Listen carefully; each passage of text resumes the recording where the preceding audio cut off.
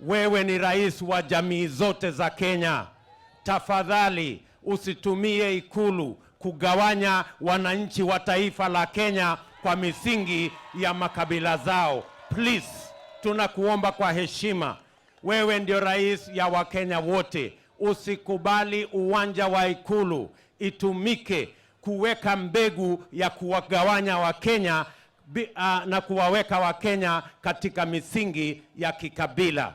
Tafadhali rais, usikubali uwanja wa Ikulu itumike kuwa ni kiwanja ya kuendesha propaganda na kueneza uongo na kuwagawanya Wakenya. The people of Kenya, I have already decided that what they want is the reform of the economy, not the reform of the constitution.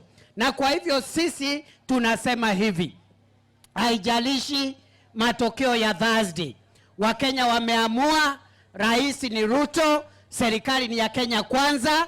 Matatizo yakipata mtu ambaye ako tayari kuwatatua, matatizo hutatuka.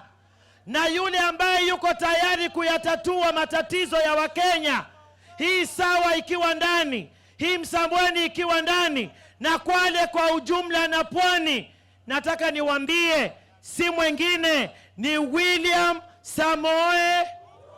Tunataka kura hii ya kubadilisha uchumi wa Kenya. Hatutaki kura ya kuturudisha kwa hadithi nyingi na mabadiliko ya katiba. Tunataka mambo ambayo yatabadilika yawe nyumbani kwa mwananchi, yawe katika maisha ya wananchi. Ndiyo yule mwananchi wa chini tuwe na nafasi ya kuinua uchumi wake.